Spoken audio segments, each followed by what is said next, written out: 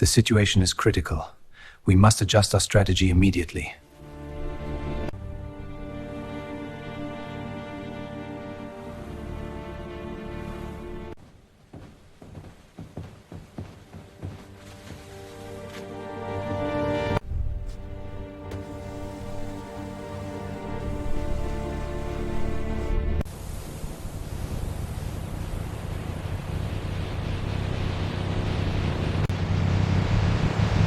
Snow falls sideways in the eastern night, not gently, not beautifully.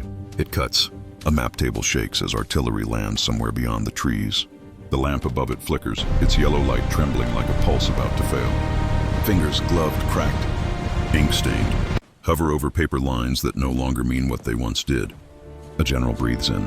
The air smells of oil, wet wool, cigarette ash, and fear. Fear not of death, but of irrelevance. Germany once believed war could be solved like a puzzle.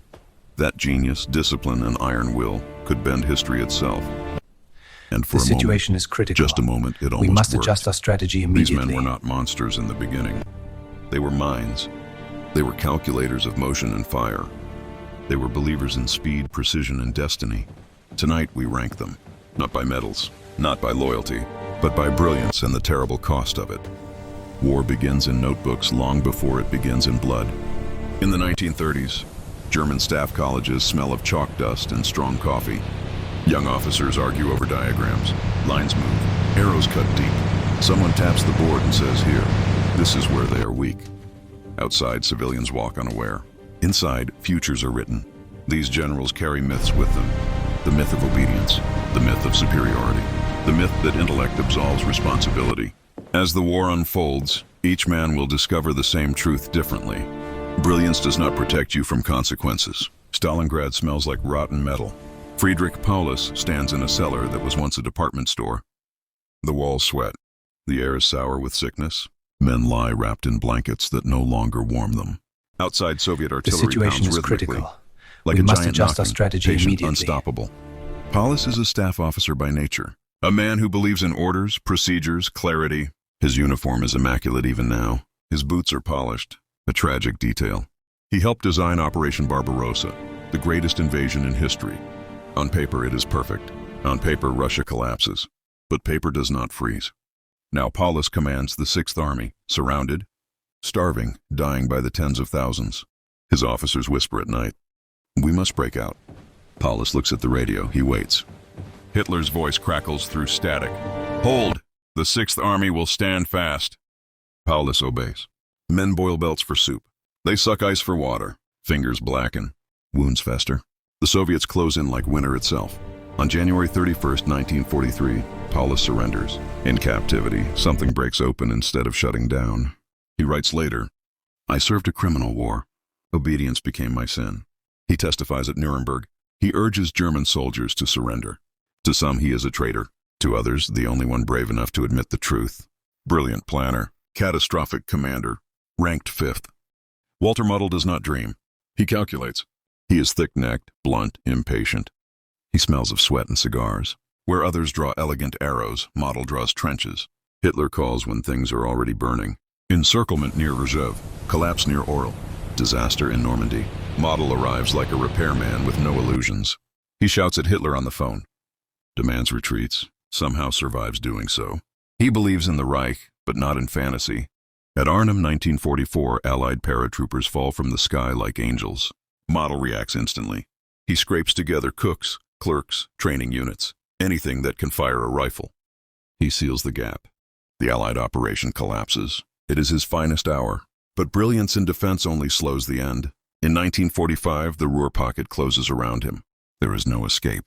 No illusion left. Muddle dismisses his men, then walks into the woods. A single shot. The realist. The defender. Ranked 4th. The desert hums. Wind slides across sand like a whisper. Engines overheat. Fuel gauges hover near empty. Erwin Rommel stands on a ridge, goggles around his neck, dust in his teeth. He leads from the front. Always too much. Rommel fights war like a duel. Quick strikes, deception, dummy tanks made of canvas. Sudden flanking moves that leave British officers stunned. His men adore him. But Rommel ignores logistics, politics, reality beyond the horizon. In Normandy, 1944, he faces something new, Absolute Allied air supremacy. Every movement is seen. Every road is death. His intuition fails him. Wounded by an air attack, implicated in the July 20 plot, Hitler offers a choice: trial or poison. Rommel drinks. His family is spared. Germany mourns a hero who never truly understood the war he fought.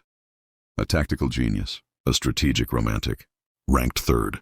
Heinz Guderian thinks in engines. In the 1930s he is mocked. Tanks, he insists, are not support, they are the weapon. Concentrate them. Strike fast. Never stop. Blitzkrieg is born. In Poland. In France. In 1941, his panzers race toward Moscow so fast infantry cannot follow. Villages blur. Roads vanish beneath tracks.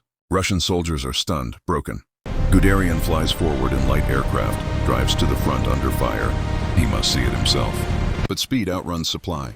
Winter comes, fuel freezes. Men freeze. Tanks die quietly in the snow. Guderian argues with Hitler, is dismissed, returns later to rebuild armored forces from scraps. He keeps them The alive situation until is the critical. end. The innovator. We must adjust our The strategy engine, immediately. ranked second. Erich von Manstein does not shout. He observes. Maps are his language. Operations his poetry. He sees the Ardennes not as a wall, but as an invitation. France falls in weeks. In Crimea, he does not assault Sevastopol head-on. He crosses water, strikes where no one expects. The fortress collapses. He saves entire fronts through maneuver alone. But even genius serves tyranny. After Kursk, he becomes a firefighter, plugging disasters he did not create. Hitler dismisses him. Even Manstein no longer wins. He survives the war, testifies, never fully repents. Brilliance, untouched by morality. The greatest strategist, the most dangerous mind. Ranked first, final reflection. These men reshaped war, but war reshaped them harder. Brilliance did not save Germany. It only made destruction more efficient. And somewhere beneath the snow, the sand, the smoke, history asks its quiet question. Is genius still genius when it serves evil? The maps are folded. The lamps go dark. The war remains.